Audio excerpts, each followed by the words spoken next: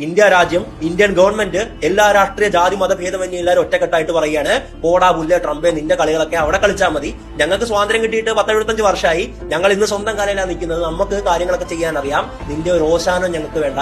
നിന്റെ മുമ്പിൽ ഞങ്ങൾ കുനിഞ്ഞു നിൽക്കാനും പോകുന്നില്ല. ഇപ്പോൾ എല്ലാ രാജ്യങ്ങളിലെയും ജനങ്ങളുടെ കാര്യം അങ്ങനെ തന്നെയാണ്. അമേരിക്ക ചൈനയ്ക്ക് മുകളിൽ 135% ഇമ്പോർട്ട് ഡ്യൂട്ടി കയറ്റിയപ്പോൾ ചൈനയിലെ ജനങ്ങൾ ഒറ്റക്കെട്ടായിട്ട് നിന്നു. കാനഡയ്ക്ക് മുകളിൽ 35% കയറ്റിയപ്പോൾ അവിടുത്തെ ജനങ്ങൾ ഒറ്റക്കെട്ടായിട്ട് നിന്നു. നമ്മുടെ രാജ്യത്തെ ജനങ്ങൾ ഒറ്റക്കെട്ടായിട്ട് നിൽക്കുവാണല്ലേ. പക്ഷെ ഒരാൾ മാത്രം ഉണ്ടല്ലോ, ഈ ട്രംപ് വിളിച്ചിട്ടുള്ളത് ചത്ത എക്കോണമി, ഡെഡ് എക്കോണമി എന്നാണല്ലോ അല്ലെ, സമ്പദ് വ്യവസ്ഥ എന്നല്ലേ. ഒരാൾ അത് തന്നെ പറയുകയാണ്, yes India is A dead economy എന്ന്. മറ്റാരുമല്ല, പറഞ്ഞാരാന്നറിയാവോ?